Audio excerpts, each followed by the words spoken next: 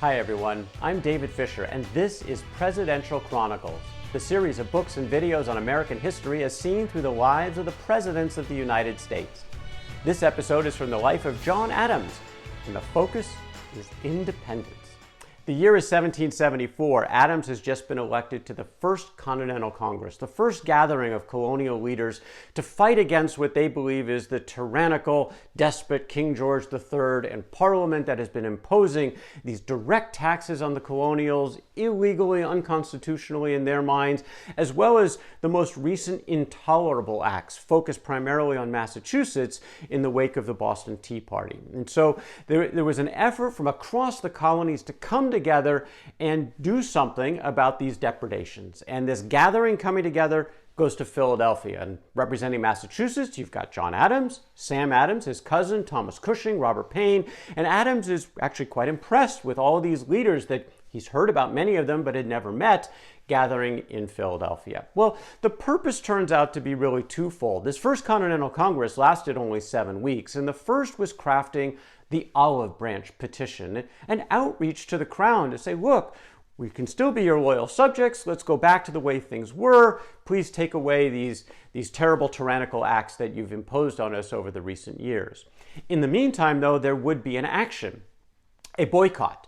A move for a non-importation act that was passed that would limit the kinds of things and the amount of goods that were being procured by the colonies from Great Britain.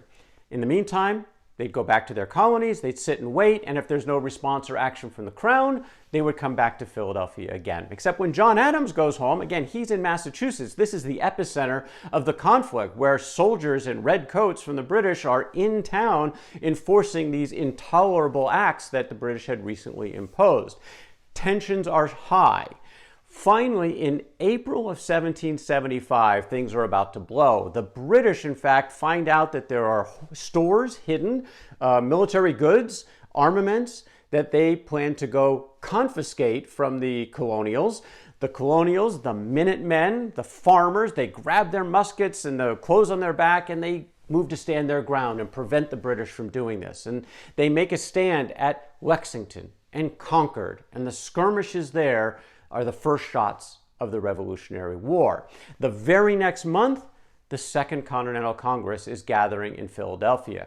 John Adams and his Massachusetts colleagues go attend again, and this time they bring another colleague, John Hancock, the wealthiest man in the colony, brings again more stature to this role where there's not quite unanimity, in fact, not close to unanimity on the topic of independence, but the topic is certainly being discussed, especially in the wake of what happened at Lexington and Concord.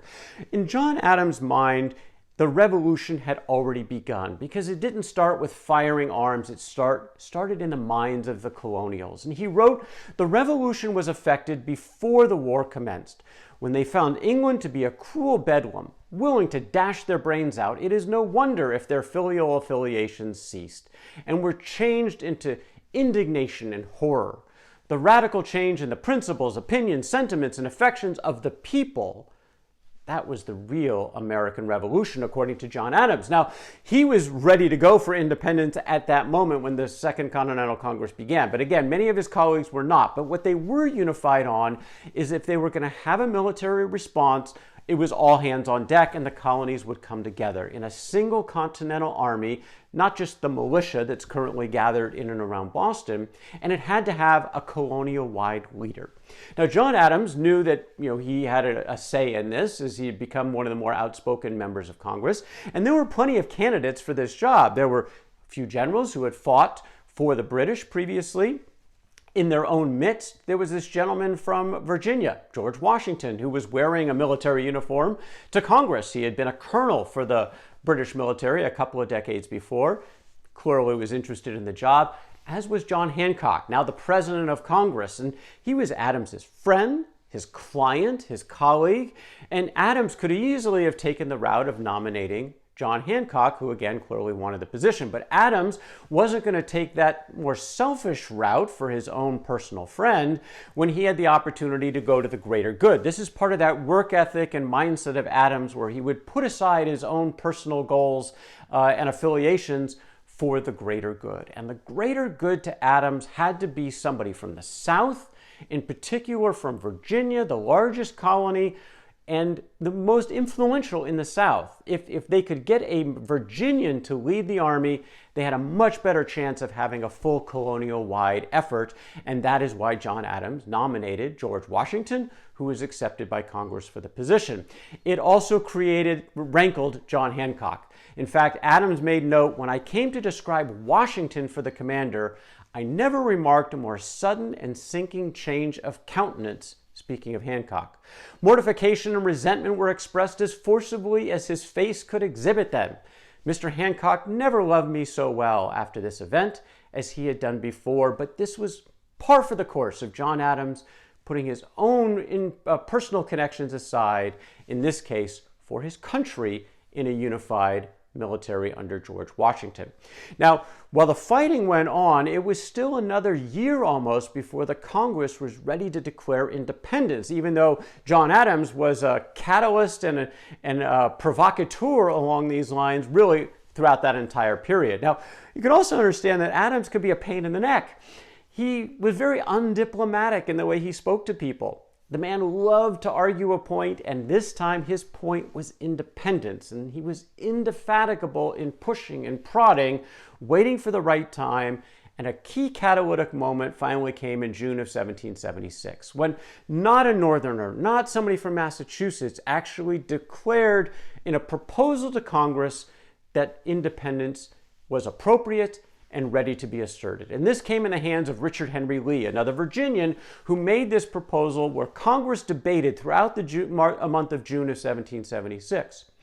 While they were debating, they decided to have somebody write something down, a declaration of sorts, a report to their countrymen, to England, to the world, on why they're taking this stand to break away from the mother country. And that committee is formed. Adams, Ben Franklin, Roger Sherman of Connecticut, Robert Livingston of New York, and a newcomer to Congress, Thomas Jefferson of Virginia, are joined in this committee to write this declaration. And Adams claims credit for picking Jefferson to take the pen. Again, he's a Southerner, that's important. A Virginian, that's important. He's a great writer, and Adams even admits, look, I'm not all that well liked. This will come better from your pen. Well, that's a good thing, because Adams was rather ponderous in his writing, very legalistic, certainly not the eloquence of a Jefferson. In fact, Adams had written a phrase or two about declaring independence not long before, and you can compare this to the words that came from Jefferson's pen. Adams had written, "And whereas it appears absolutely irreconcilable to reason and good conscience for the people of these colonies now to take the oaths and affirmations necessary for the support of any government under the crown of Great Britain, and it is necessary that the exercise of every kind of authority under the said crown should be totally suppressed, and all the powers of government exerted under the authority of the people of the colonies for the preservation of internal peace, virtue, and good order, as well as for the defense of their lives, liberties, and properties." It had a lot of the good words in it, but again, not the poetry that emanated from the pen of Thomas Jefferson. Well, the big dates come in July of 1776. July 2nd, Richard Henry Lee's proposal for independence is voted upon. It is unanimous and it passes, except for the abstention of New York. The other 12 colonies vote aye, and John Adams is thrilled. He writes a letter to his wife Abigail and says, "Decree has gone forth, and it cannot be recalled that a more equal liberty than has prevailed in other parts of the earth must be established in America." July 2nd would be celebrated for all eternity in John Adams' mind as the birth of the American Republic. And of course he gets that wrong, because it's July 4th that is celebrated, which is the day that Thomas Jefferson's Declaration is approved by Congress. Now, Adams is a jealous soul in general, and certainly had plenty of jealousies toward Thomas Jefferson, including the fact that he had done all this work for a year or more to advocate for independence. Jefferson comes along, writes a few fancy words, and all of a sudden he gets all the credit. In fact, Adams said later on, "The Declaration of Independence I always considered as a theatrical show. Jefferson ran away with all the stage effect of that, i.e. all the glory of it." Again, typical jealousy coming out of Adams, but fundamentally true. It was Jefferson who came along and did get the glory for the beautiful words he wrote in his Declaration. Well, John Adams wasn't done. Now, Jefferson actually went back home to Monticello shortly after writing the Declaration, but Adams stuck it out in Congress for another couple of years. He served on 90 committees. He was the chair of 25.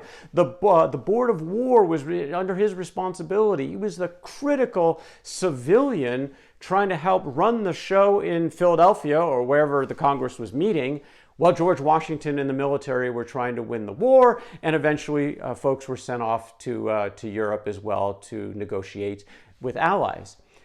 Adams does one other major service to his young nation, and he's getting requests for how to set up constitutions at the state level. So not colonies anymore, now they're going to be states. They want to have new constitutions, and Adams is considered a bit of an expert here.